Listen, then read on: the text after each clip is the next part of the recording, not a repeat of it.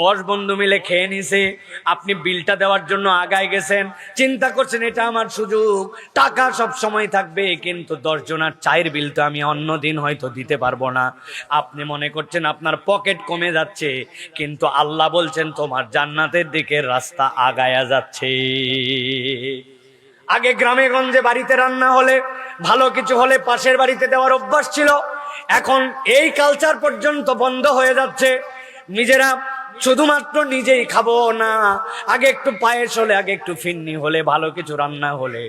আমি আমার মাকে দেখছি, যদিও আমরা শহরে বড় হয়েছি, কতবার বলছি, প্রথম যেদিন পাট শাক রান্না হয়েছে, এখনকার পাট শাক তাও মিষ্টি, আগেরকার পাট শাক তিতার তিতা তিতা ছিল না। কৃমি ভালো করার জন্য পাট শাক খাওয়াতো, জোর করে খেতে দিত, পাট শাক খাওয়া লাগবে। আমার মা বলছে এই পাট শাক দিলাম পাশের বাড়িতে দিয়ে আসো। আমি আম্মাকে বলছি আমার মনে আছে মা, সব দিতে পারি, এই তিতা শাক দিতে আমি যেতে পারবো না। বলছে বেকল, তিতা হোক আর মিষ্টি হোক, আজকে আমার বাড়িতে প্রথম পাট শাক রান্না হয়েছে, পাশের বাড়িতে তুমি দিয়ে আসো, দিয়ে আসা তোমার দায়িত্ব। আল্লাহ নবী বলছেন ও আয়েশা, তুমি গোস্ত রান্না করলে একটু ঝোলটা বাড়ায়া দাও।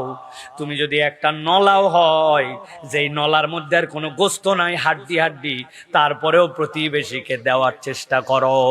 আল্লাহ নবী বলছেন যে বেশি বেশি সালাম দেয় আর খাওয়ায়। এই খাওয়ানো কেবল মানুষকে নয়, এই খাওয়ানো কেবল মুসলমানকে নয়, এই খাওয়ানো কেবল অভাবীকে নয়, আপনি সুযোগ পেলে আপনি খাওয়ান, প্রাণীকুলকে খাওয়ান।